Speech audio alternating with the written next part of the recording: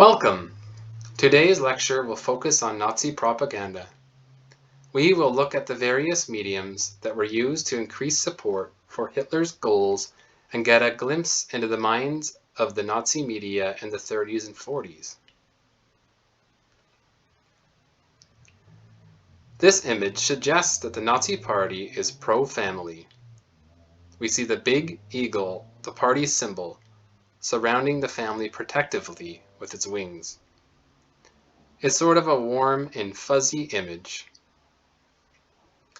The party had an elaborate 25-point program that promised some seemingly good things for the German nationalists, like forcing immigrants to leave, expanding old age welfare, land reform, removal of land taxes, government-funded education, ending child labor.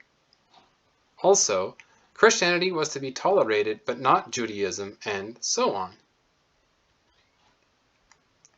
Preying on desolation and unemployed people to elect Hitler in his 1932 campaign. Our last hope, Hitler.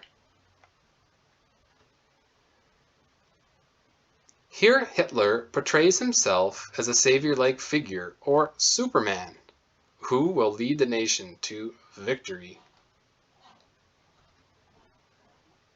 Initially, Hitler terminated all the existing welfare programs, until being pressured by his comrades to reinstate a system for welfare. The system that he put into place was highly subjective. It excluded those that were not of Aryan descent, those with physical, mental ailments, and those struggling with addiction issues, which were most likely the ones who really needed the welfare. During this period, the Nazi stormtroopers were often painted with having bandages or injuries to gain compassion for them, even though they were likely the ones who instigated brawls against social and communist parties.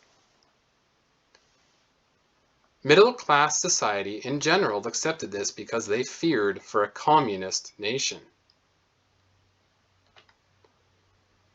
Hitler was successful in outlawing all existing forms of children and youth groups, like Scouts. He created his own groups, young people for boys aged 10 to 13, then they joined Hitler Youth. For girls from age 10, the program was called Young Girls, after which they transitioned into the League of German Girls. In this way, Hitler was able to brainwash these impressionable minds with his ideologies, and he was successful in creating faithful future soldiers. This sinister children's book was meant to discredit Jewish people as human, using rhymes and illustrations. It drove home key positive terms for Germans and condescending, dehumanizing terms for the Jews. In the last illustration of the book, the author portrays the Jews in a long one-way line out of Germany with the quote, "The Jews are our misfortune," clearly visible. This same quote is reinforced in a public newspaper display, which happens to be from the same publisher of this book. Here is the same quote from the book, followed by a composition from a student which read, "Regrettably, there are still many people today who say, even the Jews are creatures of God. Therefore you must respect them. But we say, vermin are animals too, but we exterminate them just the same. The Jew is a mongrel. He has hereditary tendencies from Aryans, Asians, Negroes, and from Mongolians. Evil always preponderates in case of a mongrel." Here is another grotesque depiction of the Jewish people by one of the Nazi newspapers. Here a Jewish deli was depicted selling rat meat and a Jewish baker was using his feet to stomp out the dough.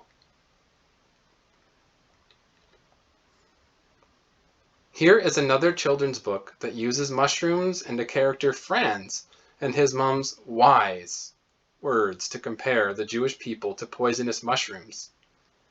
She explains in a childish manner that Jewish people are like the poisonous mushrooms, that even just one Jew can destroy an entire nation. The author then concludes that Jews are the devil in human form and a danger to the German people and the whole world. Such a lovely tale for a child. In this book, several examples use different wild animals to portray the Jewish way to its audience. At the end of each comparison, the evil traits of the animal are then compared to that of the Jewish people as being the same. The book compares the crossbred poodle to the Jewish people, as opposed to the racially pure Aryan. The book calls upon young Germans to exterminate the so-called Jewish plague. Even during the onset of war, Nazis continued to blame the Jews. Behind the enemy powers, the Jew. He is guilty for the war. The Eternal Jew was meant to be a rebuttal against British films such as The Wandering Jew, which portrayed them as a persecuted people throughout history. By contrast, Goebbels' film portrays them as problematic to societies. It used some created and some actual footage of Jews in the synagogue and in neighborhoods. Although it claimed that none of the scenes were falsified, many of the scenes, including the synagogue, were in fact staged. The impoverished neighborhood scenes were filmed in Poland. Questions for reflection. Were the propaganda campaigns by the Nazi Party successful in their goals of getting many Germans to support Hitler's dictatorship, creating a distinction between German nationals, Aryans, and Jewish aliens, steering the blame for war away from the German government? Did influencing young minds to become anti-Semitic prepare future soldiers to support Hitler and his other agendas? Overall, how did propaganda help or hinder Hitler's pursuit of his war goals? Thanks for listening. See you next time.